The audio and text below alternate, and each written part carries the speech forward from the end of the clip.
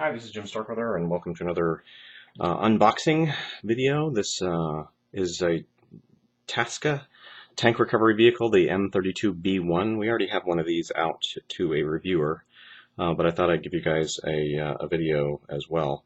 And again, to preface for those who aren't familiar with me or my videos, this is just an unboxing. I'm not an expert on any American engineering vehicles, more than just probably the average modeler would be. So this one, let's take a look inside, shall we? Alright, so we've got nice box full of styrene, typical Tasca kind of dark green or olive drab styrene.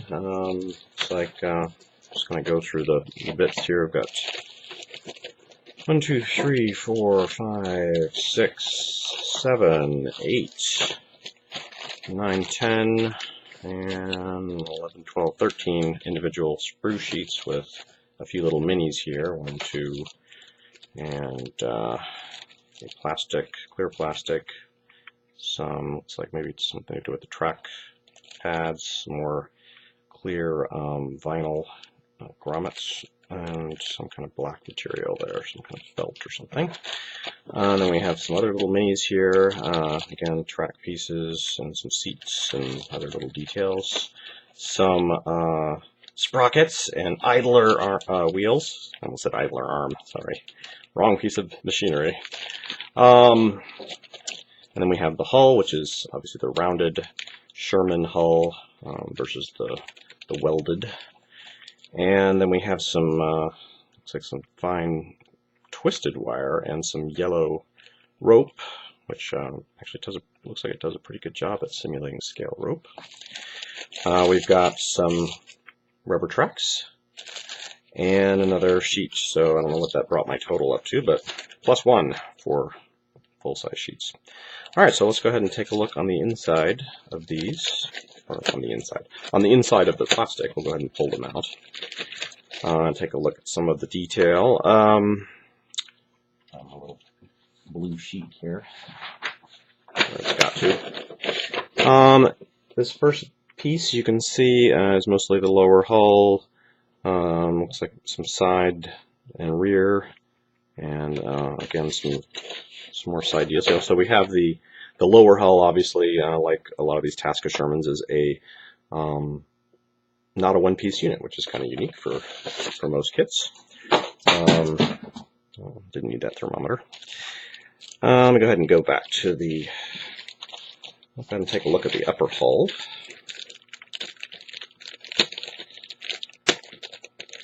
I had a lot of feedback on my last video with the Merkava, probably because it was obviously one that people were seeking out.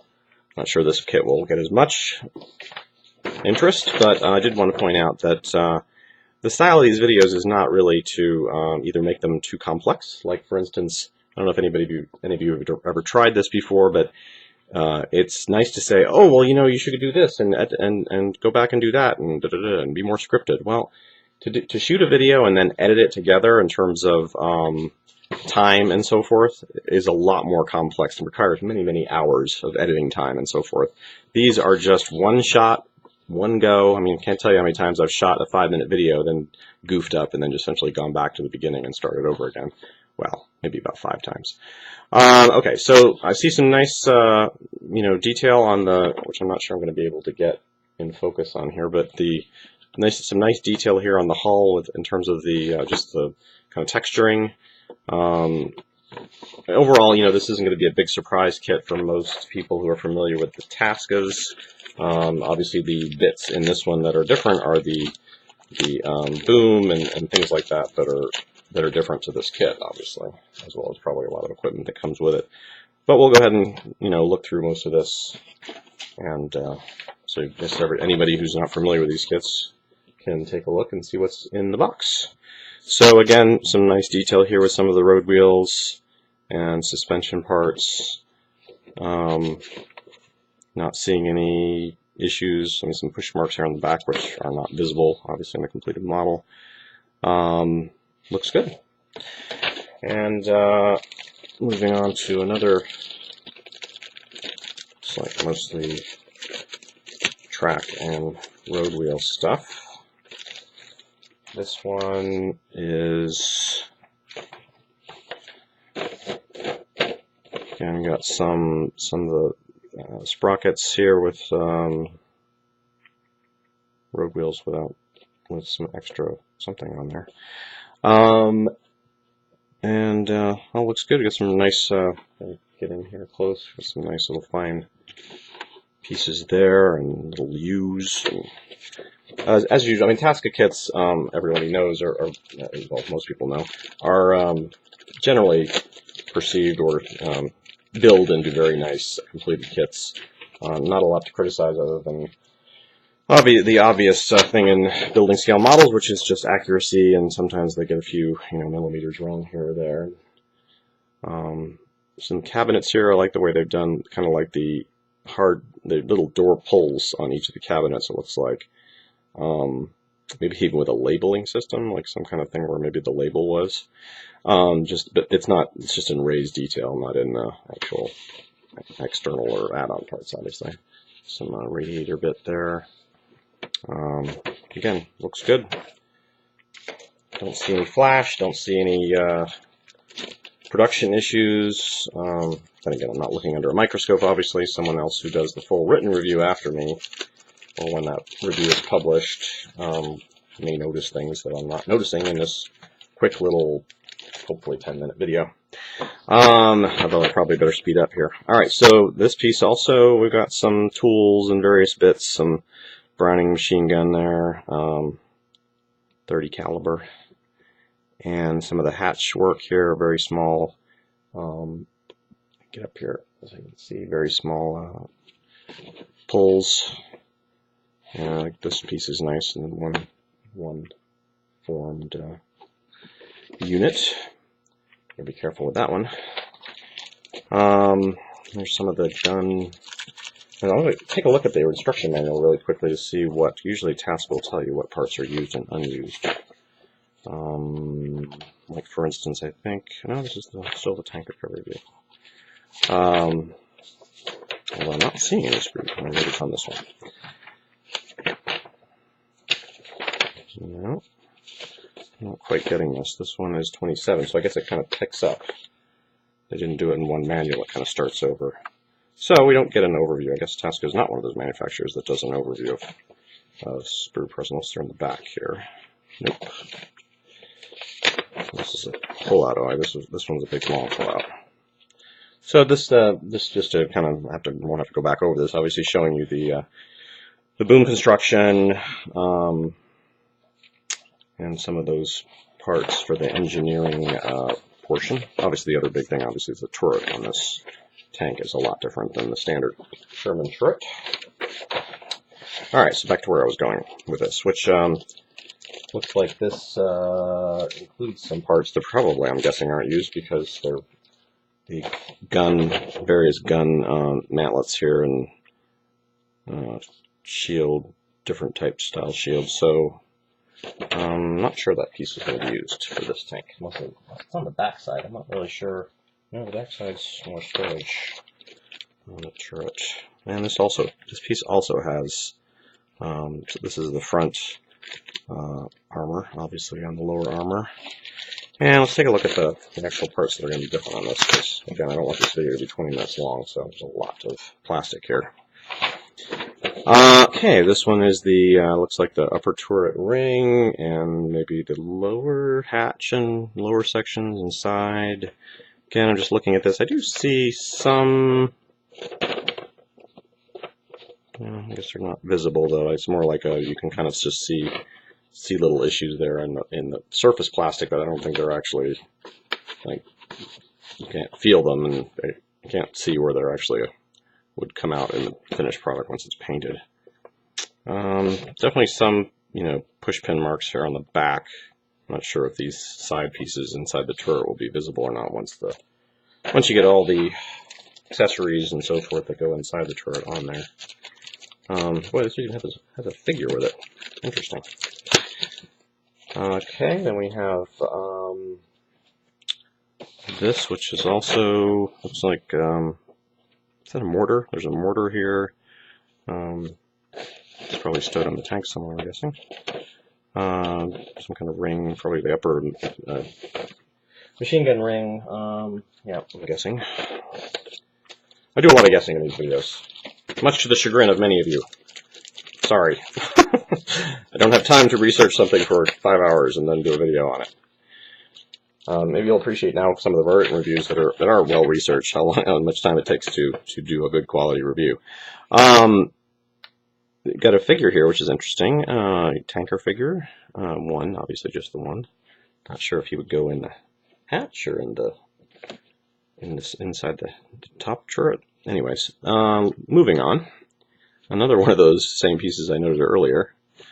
So again, not sure how many of these pieces could be duplicated. All right, so here we have the boom. Getting to the actual. Oh, what's different about this kit? Obviously, we looked at the turret, but. So the boom piece, I'm seeing a little bit of flash on this, surprisingly. A little piece right there, but the boom piece, wow. It's got little climb, I don't know if you can see these, I'll try to get in as close as I can, and hopefully it'll go into focus. But can you see the little climb pins, or similar to what like a telephone pole has to climb up the telephone pole. Obviously they have these for those. And they're actually just already on there, already in the mold process. Now I've seen, like I said, I see a little bit of flash right here where the end of my finger is, and I see a little bit over here on this piece. You can see that, but otherwise, nothing else that I can see. So somewhat excusable. And again, I'm seeing a little bit of push pin marks on the back of these, but that's about it. Those could be easily filled a bit and sanded over.